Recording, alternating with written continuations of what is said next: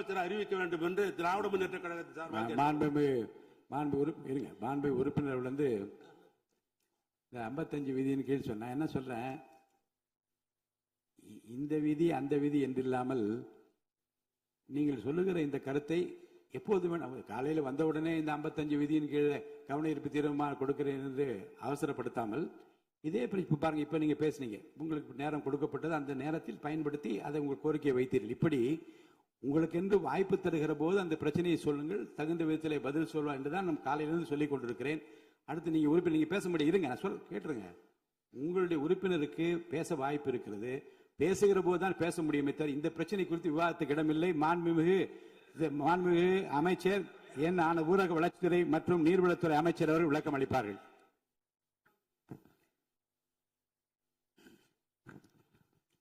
மாண்புமிகு பேரவைத் தலைவர் அவர்களே, மாண்புமிகு முதலமைச்சர் அவர்களே, காவிரி நதிநீர் விவகாரத்தில் தமிழக விவசாயிகளின் வாழ்வாதாரத்தையும் நமது மாநிலத்தின் வரலாற்று சிறப்புமிக்க நதிநீர் உரிமைகளையும் காப்பதில் இந்த அரசு துளியும் சமரசம் செய்து கொள்ளாது என்பதை இப்பேரவையில் உறுதியாக தெரிவித்துக் கொள்கிறேன்.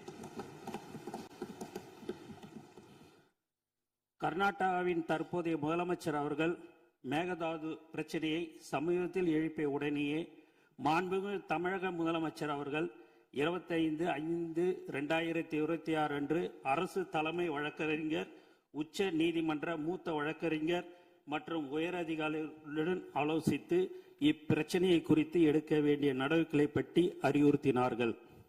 அத்துடன் நிற்காமல் நமது மாண்புமிகு முதல்வர் அவர்கள் அடுத்த நாளே 26/5/2026 தனது கடிதத்தின் வாயிலாகவும் 27/5/2026 அன்று மாண்புமிகு இந்திய பிரதமர் அவர்களை நேரில் சந்தித்து மேகதாது திட்டத்திற்கு எவ்வித அனுமதியும் அளிக்க வேண்டாம் என மீண்டும் வலியுறுத்தினார்கள்.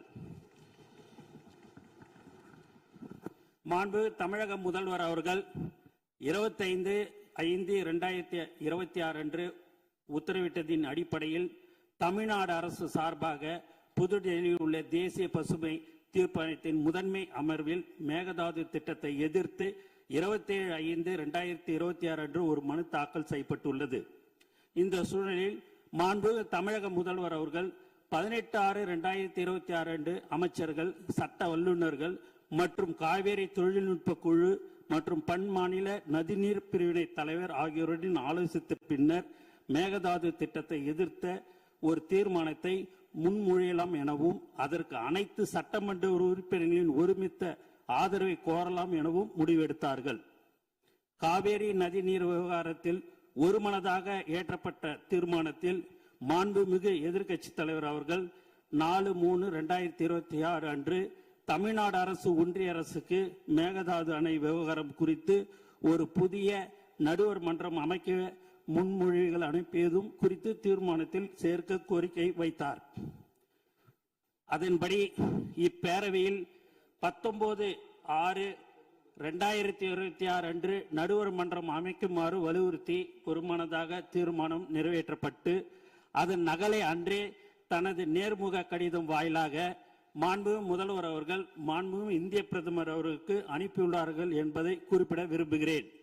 இவ்வாறு தமிழர் நலன் கருதி இந்த அரசு மாண்பு முதல்வர் அவர்களின் ஆலோசனைப்படியும் மேகதாது திட்டத்தை முறியடிக்க அனைத்து நடவடிக்கைகளும் தொடர்ந்து எடுத்து வருகிறது. ஆனால் சிலர் நடுவர் மன்றம் அமைக்குமாறு கோருவது சரியான அணுகுமுறை அல்ல என கருதுகின்றனர். சில தரப்பினர் பரப்பி வரும் தவறான புரிதலுக்கு முற்றுப்புள்ளி வைக்கும் வகையில் நமது அரசின் நேர்த்தியான அணுகுமுறை பற்றி இந்த மாமன்றத்தில் தெளிவுபடுத்த விரும்புகிறேன். கடந்த நவம்பர் 13/2025 அன்று மேகதாதுக்கு எதிராக நாம் தொடர்ந்த வழக்குகளை உச்ச நீதிமன்றம் மேகதாது அணை திட்டம் ஆரம்ப நிலையில் தான் உள்ளது என கூறி தள்ளுபடி செய்தது. அந்த தீர்ப்பின் பேரா 29 மாநிலங்கள் தங்களுக்கு ஒதுக்கப்பட்ட தண்ணீரை எப்படி வேண்டுமானாலும் பயன்படுத்தலாம் என நீதிமன்றம் குறிப்பிட்டது. இதை தங்களுக்கு சாதகமாக பயன்படுத்தி கர்நாடகாவோ அல்லது கேரளாவோ தன்னிச்சையாக புதிய அனுமதிக்கப்படாத திட்டங்களை கையில் எடுத்துவிடக்கூடாது என்பதில் நாம் உறுதியாக இருந்தோம். டிசம்பர் 2025 ஒன்றிய அரசு தன்னிச்சையாக காவேரி நீர்வள திட்டங்களை மதிப்பீடு செய்வதற்கான வழிகாட்டுதலை வெளியிட்டது. மேலும் கடந்த மே 2026 நாளிட்ட ஒன்றிய ஜல் சக்தி அமைச்சகத்தின் கடிதம் மூலம் மத்திய நீர்வள ஆணையம் CWC கர்நாடகாவின் மேகதாது திட்ட அறிக்கை DPR மீது தனது தொழில்நுட்ப கருத்துக்களை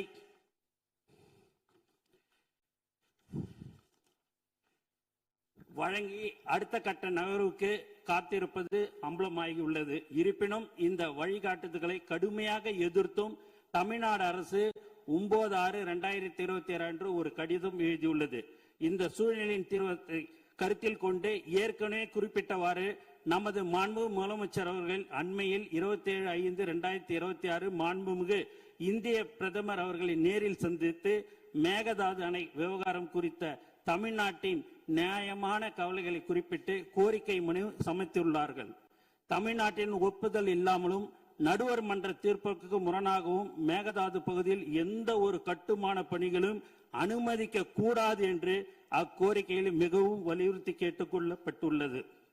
2018 உச்ச நீதிமன்ற தீர்ப்பின் மூலம் தமிழ்நாட்டிற்கு உறுதி செய்யப்பட்ட 50% நம்பகத்தன்மை கொண்ட 740 TMC தண்ணீர் பங்கீட்டை எந்த ஒரு புதிய நடுவர் மன்றமும் மாற்ற முடியாது. எனவே கர்நாடகா தமிழ்நாட்டிற்கு அளிக்க வேண்டிய 176.25 TMCயில் எந்த மாற்றமும் ஏற்படாது. 177.25 TMCயில் எந்த மாற்றமும் ஏற்படாது.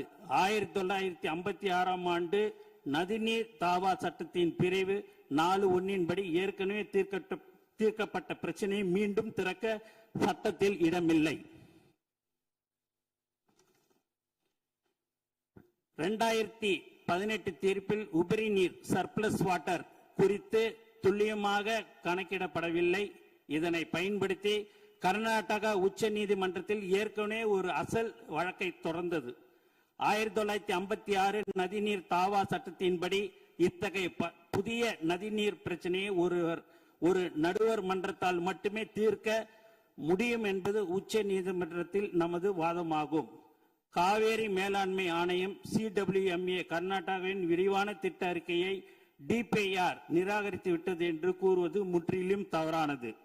காவேரி மேலாண்மை ஆணையம் CWMA கர்நாடகாவின் விரிவான திட்ட அறிக்கையை DPR நிராகரிக்கவில்லை. மாறாக எவ்வித கருத்தும் கூறாமல் மத்திய நீர்வள ஆணையத்திடமே CWC திருப்பி அனுப்பியுள்ளது. எனவே ஆபத்து இன்னும் நீங்கவில்லை. மாண்புமிகு பேரவைத் தலைவர்களே, ஒன்றிய அரசும் கர்நாடகாவும் புதிய வழிகாட்டுதலின் கீழ் மேகதாது திட்டத்தை மறைமுகமாக மேற்கொள்ள முற்படும் வேளையில் நாம் கைகளை கட்டிக்கொண்டு வேடிக்கை பார்க்க முடியாது. அந்த வகையில் மாண்புமிகு முதலமைச்சர் அவர்கள் மாண்புமிகு இந்திய பிரதமர் அவர்களிடம் வழங்கிய கோரிக்கையின் தொடர்ச்சியாகவும் ஒன்றிய அரசின் தன்னிச்சையான நகர்வுகளை முடக்குவதற்கும் உபரி நீர் மீது தமிழ்நாட்டின் உரிமையை நிலைநாட்டுவதற்கும் ஒரு மிக சிறந்த அணுகுமுறையாகவே புதிய நடுவர் மன்ற கோரிக்கையை முன்வைத்துள்ளோம்.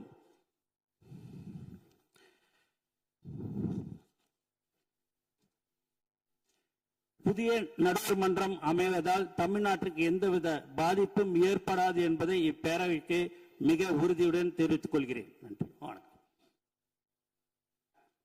மாண்புமிகு நோ கிளாரிபிகேஷன். மாண்புமிகு அமைச்சர் அவர்கள் பேசுகிற போது 117.25 என்று சொன்னால் 117.25 என்று எடுத்துக்கொள்ள வேண்டும்.